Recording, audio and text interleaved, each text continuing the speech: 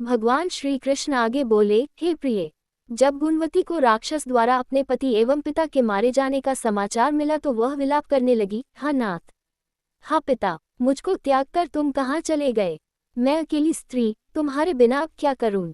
अब मेरे भोजन वस्त्र आदि की व्यवस्था कौन करेगा?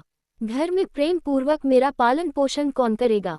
मैं कुछ भी नहीं कर सकती, मुझ विधवा की कौन रक्षा करेगा? मैं कहाँ जाऊं?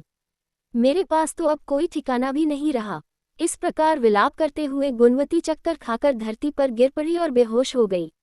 बहुत देर बाद जब उसे होश आया तो वह पहले की ही भांति करुण विलाप करते हुए शोक सागर में डूब गई। कुछ समय के पश्चात जब वह संभली तो उसे ध्यान आया कि पिता और पति की मृत्यु के बाद मुझे उनकी क्रिया करनी चाहिए जिससे उनकी गति हो सके, इसलिए उसने अपने घर का सारा सामान बेच दिया और उससे प्राप्त धन से उसने अपने पिता एवं पति का श्राद्ध आदि कर्म किया। तत्पश्चात वह उसी नगर में रहते हुए आठों पहर भगवान विष्णु की भक्ति करने लगी। उसने मृत्यु पर्यंत तक नियम पूर्वक सभी एकादशियों का व्रत और कार्तिक महीने में उपवास एवं व्रत किए। हे प्रिय, एकादशी और कार्तिक व्रत मुझे बहुत ही प्रिय हैं। इनसे मुक्ति, भुक्ति, पुत्र तथा संपत्ति प्राप्त होती है। कार्तिक मास में जब तुला राशि पर सूर्य आता है तब ब्रह्म मुहूर्त में उठकर स्नान करने व व्रत व उपवास करने वाले मनुष्य मुझे बहुत प्रिय हैं, क्योंकि यदि उन्होंने पाप भी किए हों तो भी स्नान व व्रत के प्रभाव से उन्हें मोक्ष प्राप्त हो जाता है। कार्तिक में स्नान, जागरण, दीपदान तथा तुलसी के पौधे की रक्षा करने वाले मनुष्य साक्षात भगवान विष्णु के समान हैं।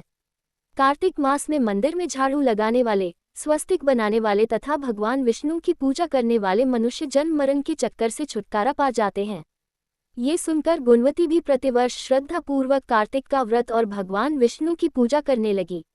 हे प्रिय, एक बार उसे ज्वर हो गया और वह बहुत कमजोर भी हो गई, फिर भी वह किसी प्रकार गंगा स्नान के लिए चली गई। गंगा तक तो वह पहुंच गई, परंतु शीत के कारण वह बुरी तरह से कांप रही थी। इस कारण वह शिथिल हो गई। तब मेरे भगवान विष्णु दूत उसे मेरे धाम में ले आए। तत्पश्चात ब्रह्मा आदि देवताओं की प्रार्थना पर जब मैंने कृष्ण का अवतार लिया तो मेरे गण भी मेरे साथ इस पृथ्वी पर आए, जो इस समय यादव हैं। तुम्हारे पिता पूर्वजन में देव शर्मा थे तो इस समय सत्राजित हैं।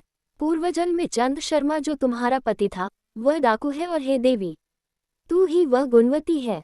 कार्तिक व्रत के प्रभाव के कारण ही तू मेरी अर्धांगिनी हुई है। पूर्व जन्म में तुमने मेरे मंदिर के द्वार पर तुलसी का पौधा लगाया था।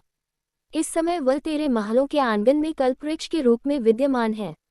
उस जन्म में जो तुमने दीपदान किया था उसी कारण तुम्हारी देह इतनी सुंदर है और तुम्हारे घर में साक्षात लक्ष्मी का वास है।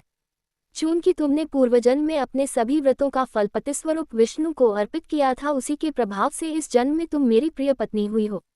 पूर्वजन्म में तुमने नियम पूर्वक जो कार्तिक मास का व्रत किया था उसी के कारण मेरा और तुम्हारा कभी वियोग नहीं होगा।